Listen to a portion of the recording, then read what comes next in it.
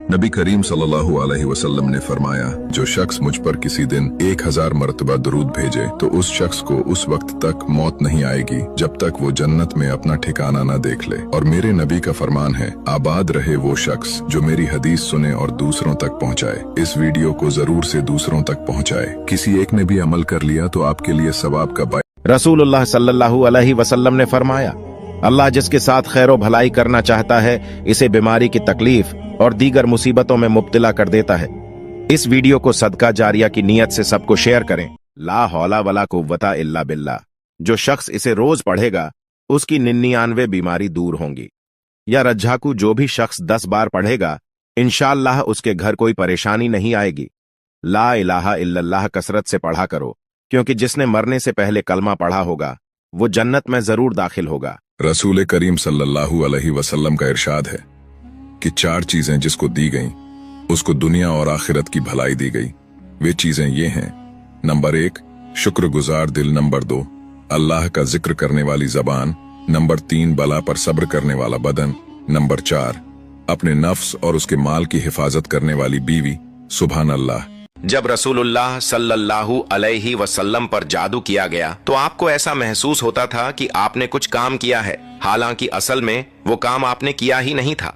एक दिन आपने हजरत आयशा रज़ियल्लाहु अन्हा से फरमाया, मुझे उस सवाल का जवाब मिल गया है जो मैं अल्लाह से पूछ रहा था। आपने बताया, मेरे पास 2 फरिश्ते आए, उनमें से एक मेरे सिरहाने खड़ा हुआ और दूसरा पैरों की तरफ। एक फरिश्ते ने दूसरे से पूछा, इनकी बीमारी क्या है? दूसरे ने जवाब दिया, इन पर जादू किया गया है। फिर पहले ने पूछा, जादू किसने किया है? जवाब मिला, लबीद बिन अल असम ने। उसने पूछा, किस चीज पर जादू किया गया है? जवाब मिला, कंघी और बालों पर, जिन्हें खजूर के झाड़ के खोसों में लपेटा गया है। फिर पूछा गया, ये जादू अभी कहां है? जवाब मिला, जरवान के कुएं में।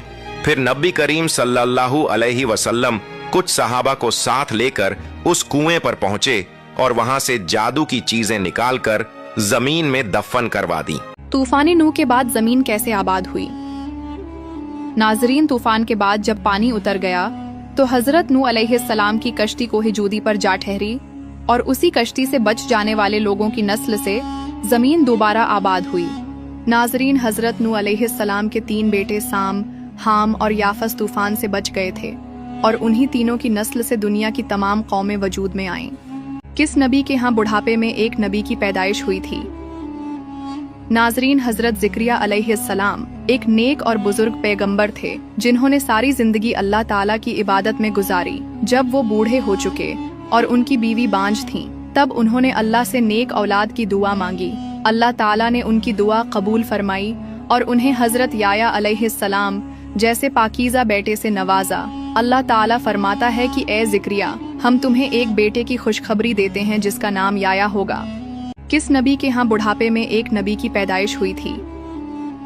नाजरीन, हजरत ज़िक्रिया अलैहिस्सलाम एक नेक और बुजुर्ग पैगंबर थे जिन्होंने सारी जिंदगी अल्लाह ताला की इबादत में गुजारी। जब वो बूढ़े हो चुके और उनकी बीवी बांझ थीं, तब उन्होंने अल्लाह से नेक औलाद की दुआ मांगी। अल्लाह ताला ने उनकी दुआ कबूल फरमाई और उन्हें हजरत याया अलैहिस्सलाम जैसे पाकीज़ा बेटे से नवाजा। अल्लाह ताला फरमाता है कि ए ज़िक्रिया, हम तुम्हें एक बेटे की खुशखबरी देते हैं जिसका नाम याया होगा। तूफान नूह के बाद जमीन कैसे आबाद हुई? नाजरीन, तूफान के बाद जब पानी उतर गया तो हजरत नूह अलैहिस्सलाम की कश्ती कोहिजूदी पर जा ठहरी और उसी कश्ती से बच जाने वाले लोगों की नस्ल से जमीन दोबारा आबाद हुई। नाजरीन, हजरत नूह अलैहिस्सलाम के 3 बेटे साम, हाम और याफस तूफान से बच गए थे और उन्हीं तीनों की नस्ल से दुनिया की तमाम कौमें वजूद में आईं।